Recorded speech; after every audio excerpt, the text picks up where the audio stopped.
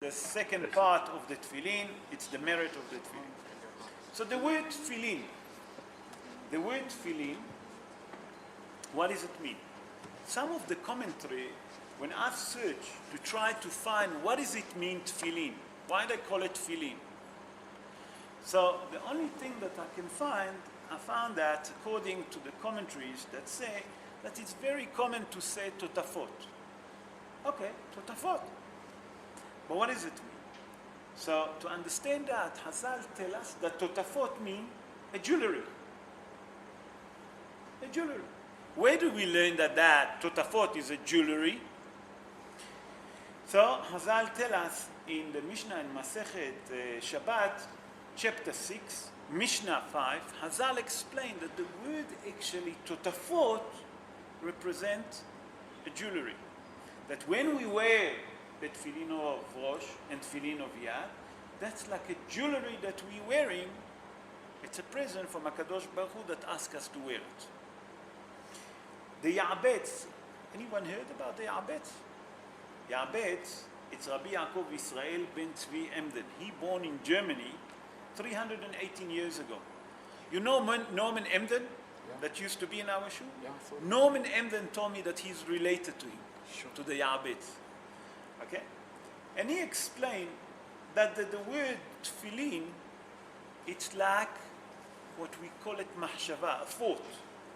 That it means when a person puts tefillin on him, lay a tefillin, it's basically he do a mitzvah with thought.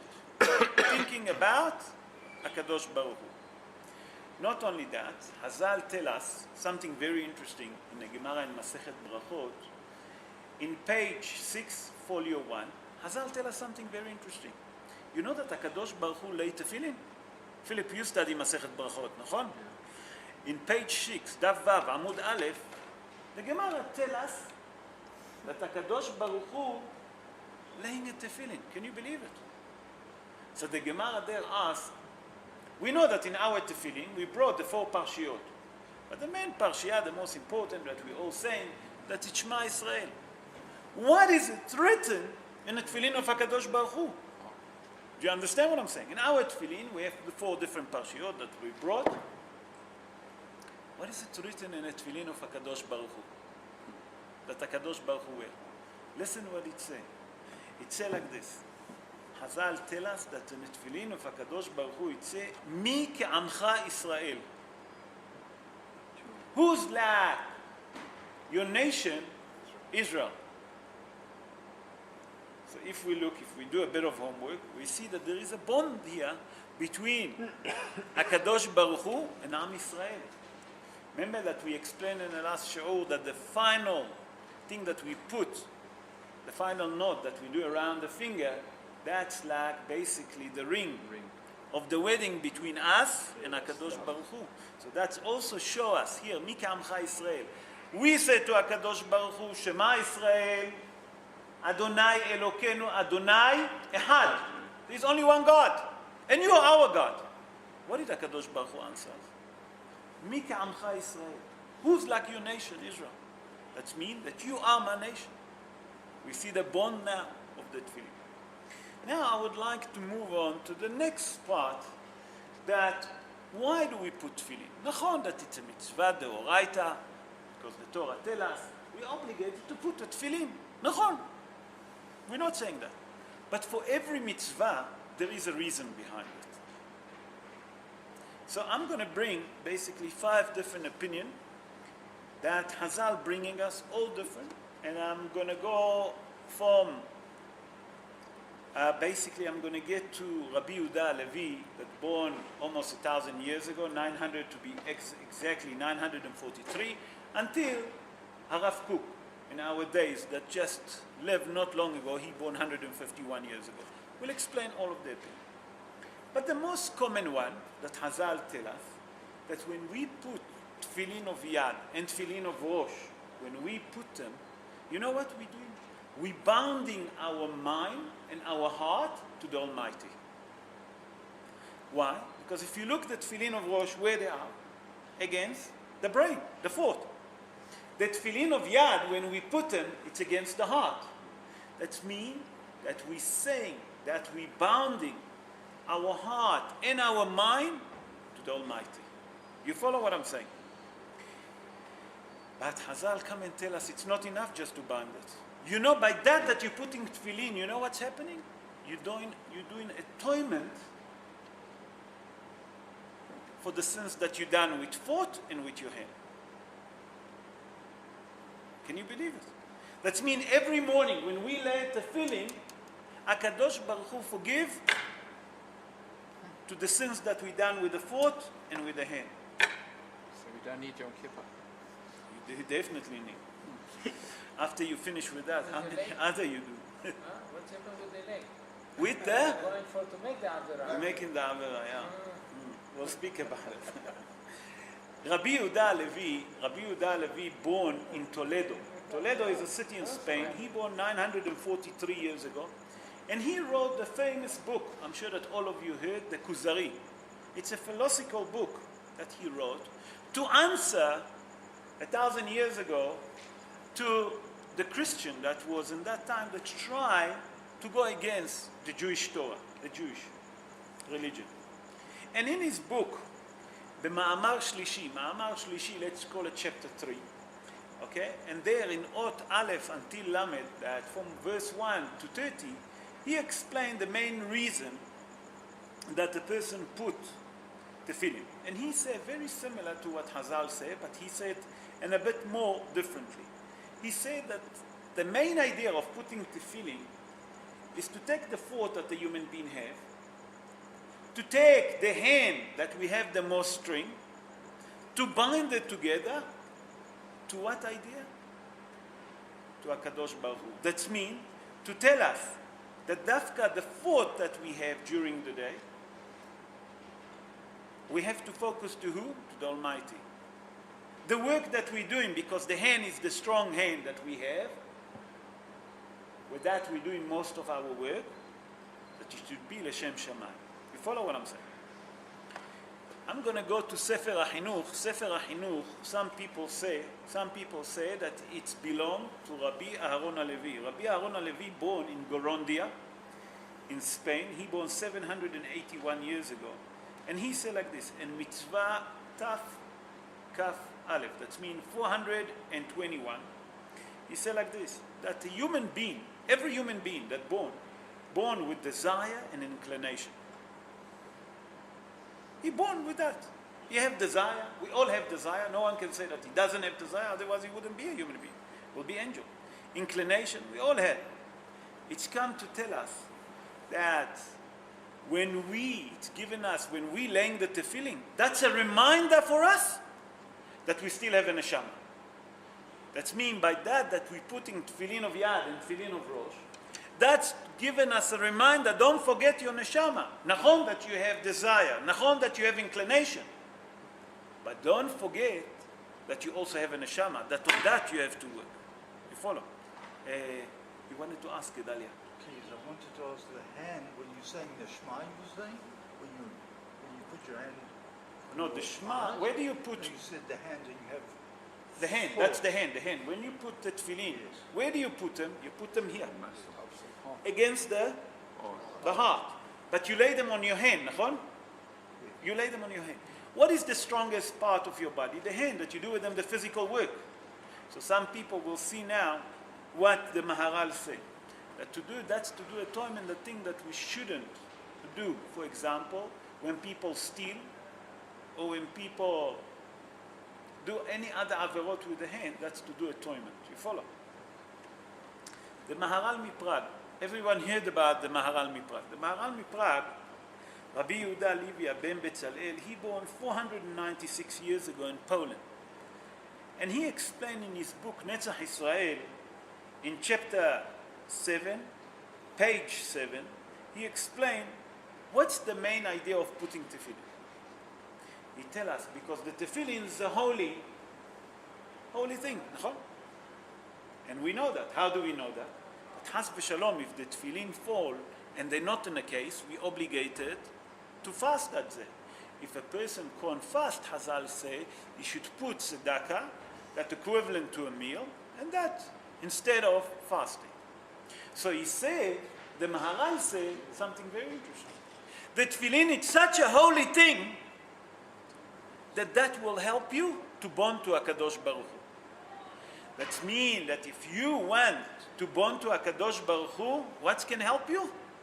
The tefillin. Now we understand why we're putting tefillin. I would like to add up what the Rav Kook. Everyone heard about the Rav Kook, Rabbi Avraham Yitzhak HaKohen Kook. He born 151 years ago in Latvia. And he said that what is exactly the tefillin do to us? Because he lived not long ago. So he spoke to us and given us a knowledge. What is the tefillin like? Tefillin is for today for us to understand. If we want our cell phone to work, we need the battery to be charged. He said that the tefillin for a human being is like a battery.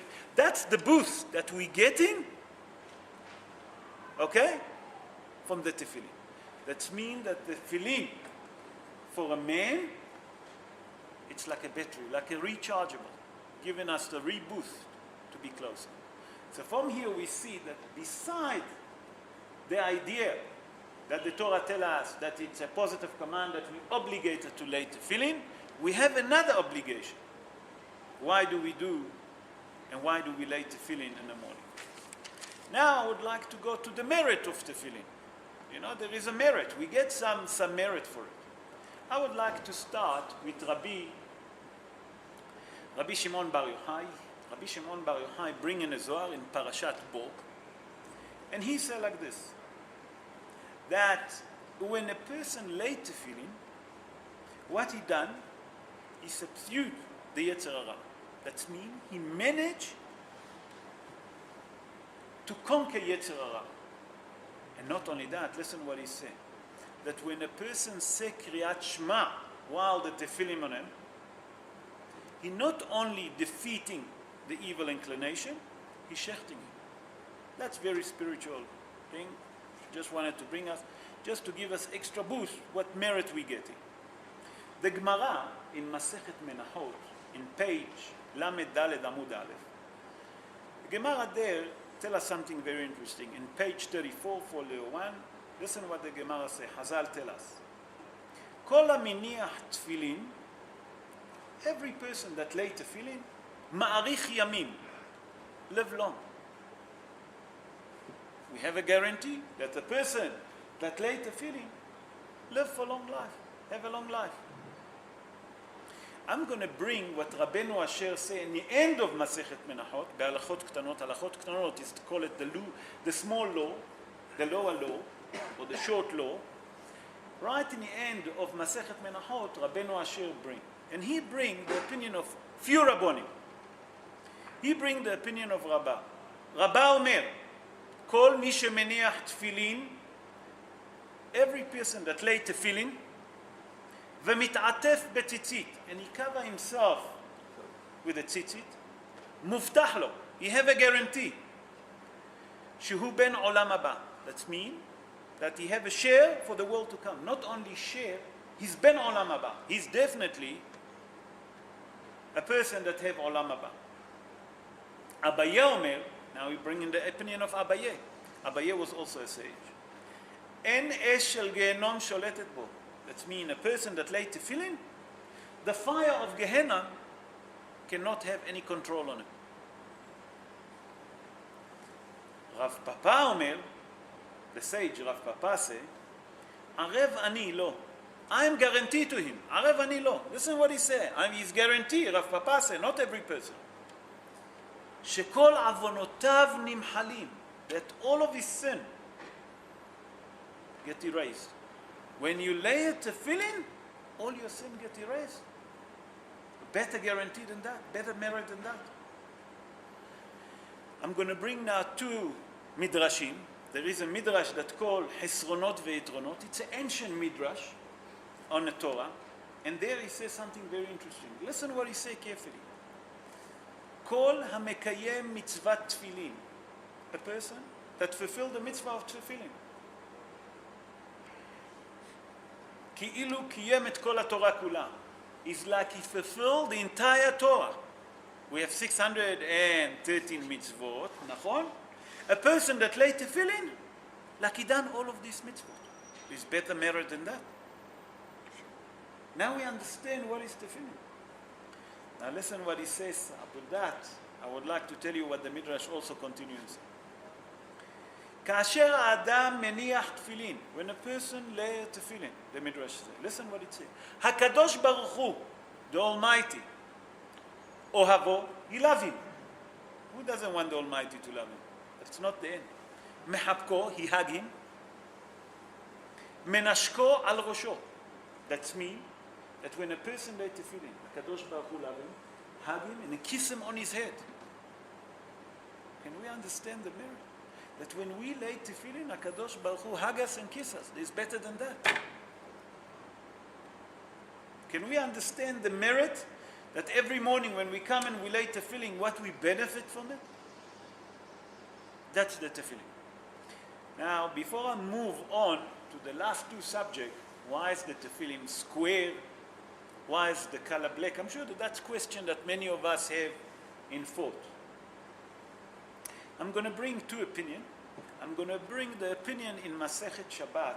Why the tefillin, the color dafka black?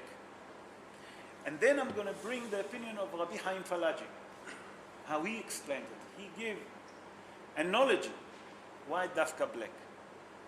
Okay. So the main reason, the Gemara in Masechet Menachot also mentioned to us, in page 35, folio 1, Lamed Hey Amud Aleph, and the Gemara in Masechet Shabbat, in page 28, Kaf Het Amud Bet, that's mean page 28, folio 2, the Gemara tells us that those ideas that why the tefillin is black, why the square, why we have to paint the string also black.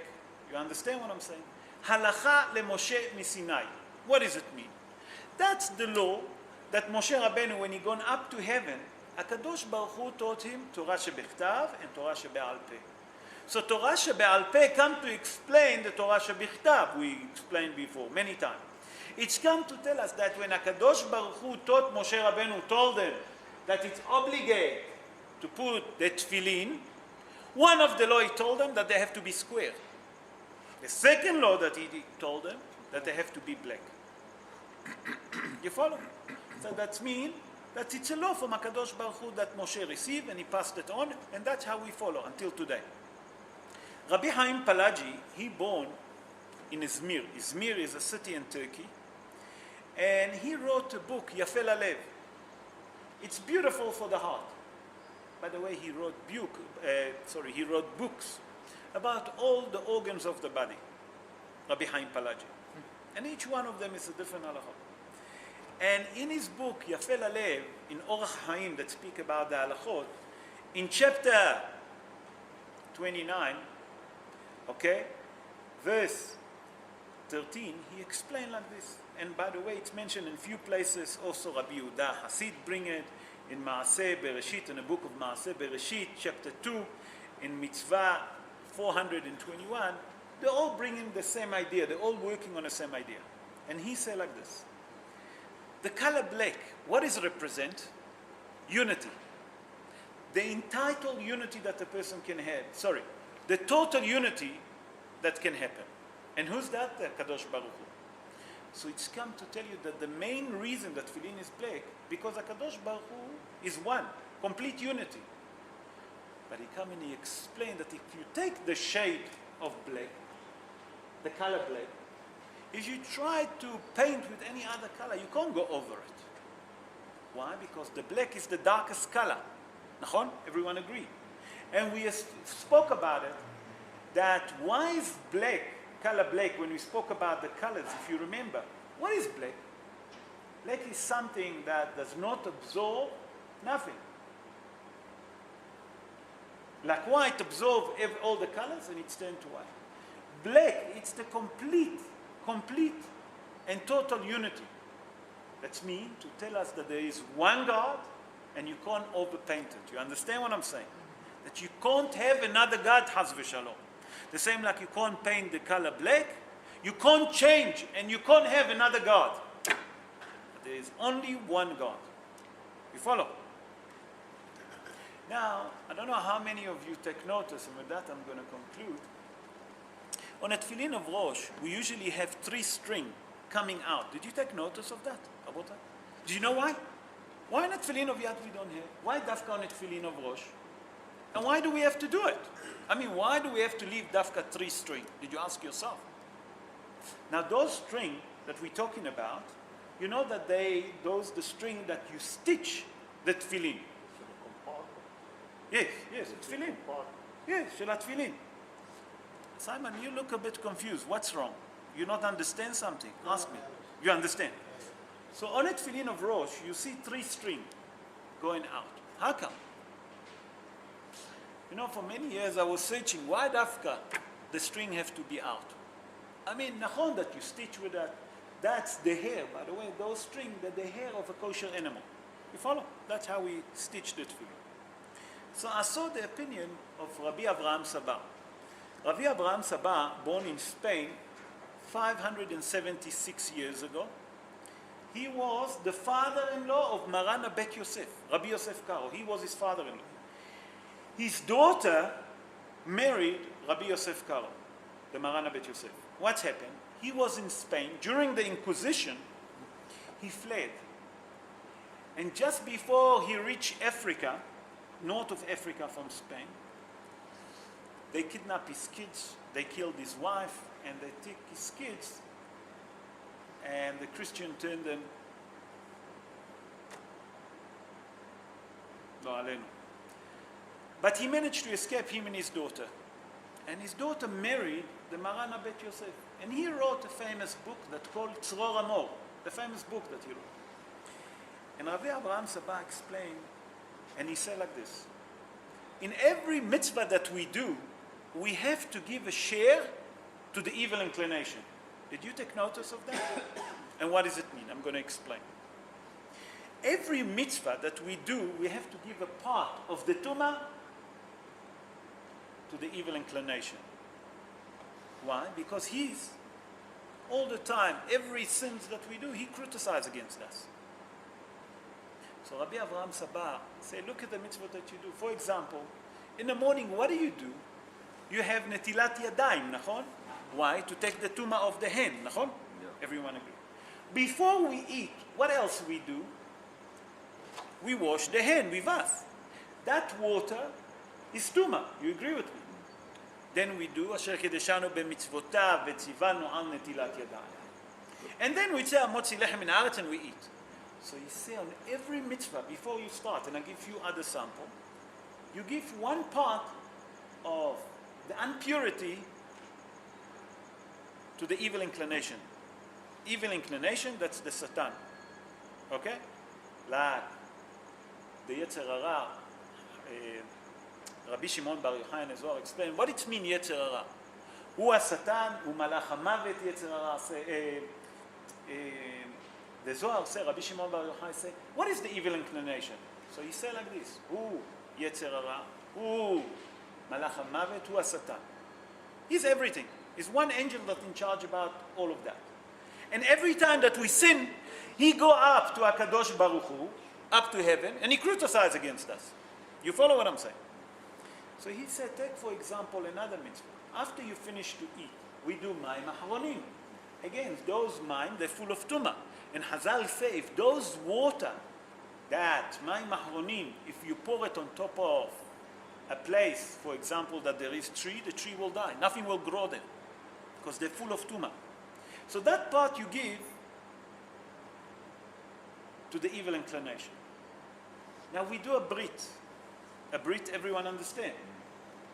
What do we do the first thing? We take off the foreskin, that's full of tumah. What do we do with that? We bury it in the ground, nachon, na'afar. Why? To say that, nachon, that we do mitzvah, there is a share to who? All the impurity we give to the evil inclination, nachon?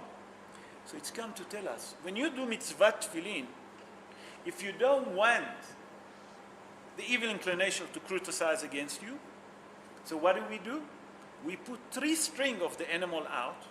Why dafka hair? Because we know that Hazal tell us, if you scratch your hair, you need to wash them before you do any divrei Torah or if before you daven. Why? Because the Sa'arot is din, according to Kabbalistic, according to mystical, but it's also Tum'ah.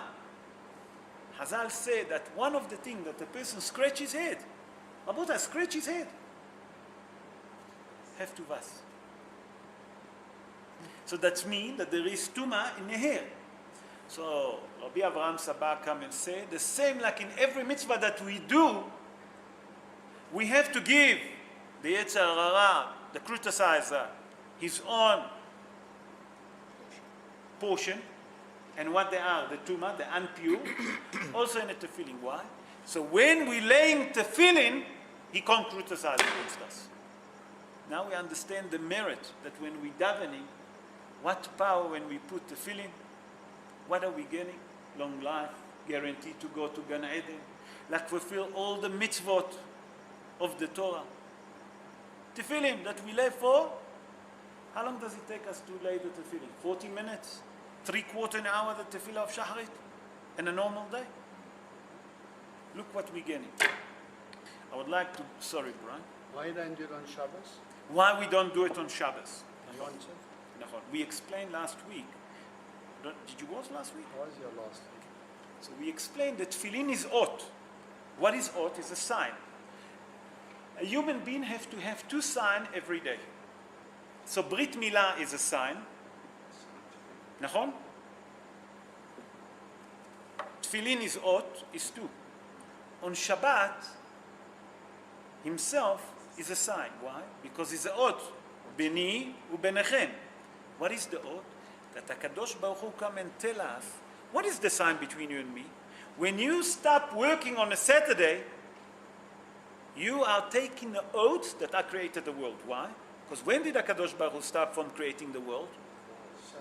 On a Shabbat, nachon? So every day a person has to have 2 signs. So the Brit is 1. Every day we have 1. When we put the filling, it's the second one. On Shabbat, we don't need to put it because when we davening and we're not doing any melacha, and we're saying Musaf, the Musaf is the oath, we have to.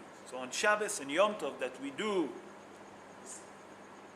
not doing any melacha, and we're saying Musaf, that's a sign. You follow what I'm saying? I see that Emmanuel, you practice very well. You knew that. That's part of your question was, huh?